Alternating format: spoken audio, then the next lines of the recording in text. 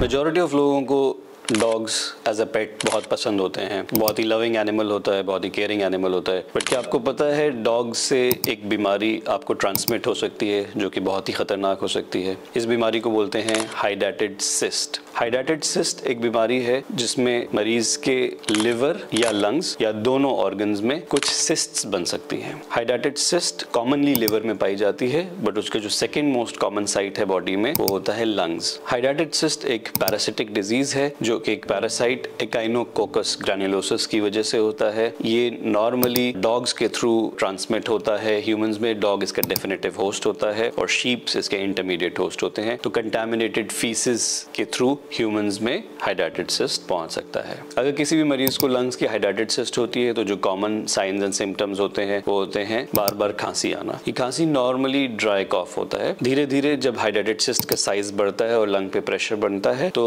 मरीज को chest pain या बैक पेन भी हो सकता है। अगर हाइडेटेड सिस्ट किसी वजह से इन्फेक्ट हो जाती है तो मरीज को फीवर भी आ सकता है। ऑफन टाइम्स बहुत ही एक क्लासिक हिस्ट्री मिलती है हाइडेटेड सिस्ट के पेशेंट से कि जब उन्होंने खांसी की और हाइडेटेड सिस्ट अगर रप्चर कर जाती है तो उनको कुछ खांसी में ग्रेप जैसे स्ट्रक्चर्स यानी अंगूर जैसे स्ट्रक्चर्स निकलते हैं। ये व्हाइटिश शाइनी सी मेम्ब्रेन्स होती है जो कि हाइडेटेड सिस्ट के रप्चर्ड कंपोनेंट्स होते हैं। अगर ये डायग्नोसिस मिलती है तो काफी श्योर हो सकते हैं आपके डॉक्टर कि आपको हाइडेटेड सिस्ट है। अगर ये सस्पेशन होता है तो सबसे पहले एक चेस्ट एक्सरे होता है जिसमें कई बार एक सिस्ट स्पॉट हो जाएगी। उसको कंफर्म करने के लिए एक सीटी स्कैन चेस्ट का होगा जिसमें हम एग्जैक्टली देख पाएंगे कि कहाँ पे हाइडेटेड सिस्ट है, हाइडेटेड सिस्ट का क्या साइज है, हाइडेटेड सिस्ट कितने लोब्स को इन्वॉल्व कर रही है, एक लंग में है, दोनों लंग में है, क्या हाइडेटेड सिस्ट सांस की नली के आसपास है, क्या हाइडेटेड सिस्ट रप्चर हो चुकी है यानी हाइडेटेड सिस्ट फट चुकी है या वो इंटैक्ट है, क्या हाइडेटेड सिस्ट का कोई कम्युनिकेशन है लंग्स की प्लूरल कैविटी के साथ या साथ में कुछ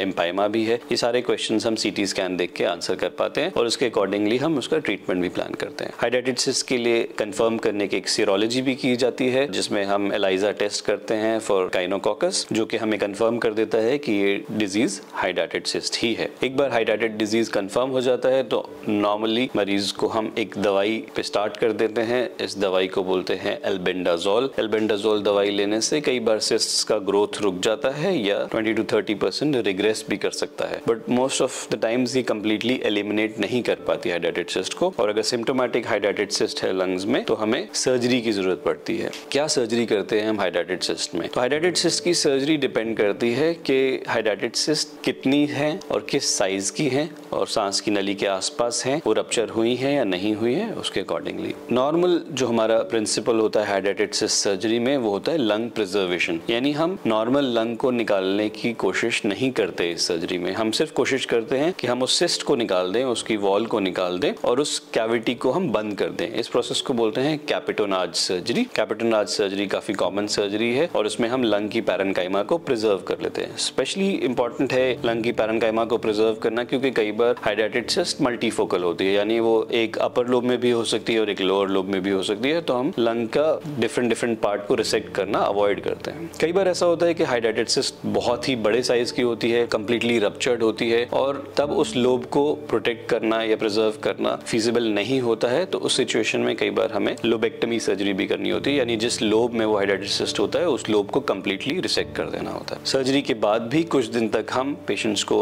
एल्बेंडाजोल थेरेपी पे रखते हैं और जब हम श्योर हो जाते हैं कि हमने एक एडिक्वेट टाइम तक एल्बेंडाजोल दे दी है तब हम उस दवाई को बंद कर सकते हैं। जब हम ये दवाई दे रहे होते हैं तो हम पेशेंट का LFT, KFT सब मॉनिटर करना होता है कि उस दवाई से कुछ साइड इफेक्ट्स तो नहीं हो रहे। हाइडेटेड सिस्ट कई बार जब लिवर में भी होती है और लंग्स में भी होती है तो हमें कई बार एक कंबाइंड सर्जरी भी करनी पड़ सकती है जिसमें हम लंग और लिवर दोनों की सिस्ट्स को एक टाइम पे ही सर्जरी करके निकालते हैं। हाइडेटेड सिस्ट एक कंप्लीटली क्योरेबल डिजीज है। अगर आपको या आपके किसी भी रिलेटिव को या फ्रेंड को ये डायग्नोसिस होती है तो अपने पास के थोरेसिक सर्जन से जरूर कंसल्ट करें और अपना ट्रीटमेंट करें।